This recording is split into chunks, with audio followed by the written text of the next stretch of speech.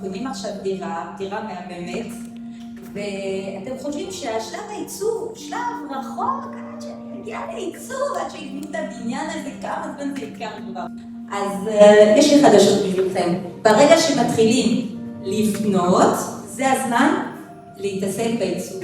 ולכל אחד מכם יש צרכים שונים. יש משפחה שצריכה נגישות, אז צריך לחשוב על הפתחים של הדלתות, שהדלתות יהיו טובים לכיסאות גלגלים, או שלדוגמה, איזה כיף זה להתקלח ולצאת מהמקלחת ולהסתכל על עצמכם במראה שאין לה עדים, אוקיי? אז יש מראות עם מפשיר עדים ולדים, גם את זה צריך לתכנן את הנקודות חשמל במקום הנכון, להמון דברים צריך ממש תכנון מראש.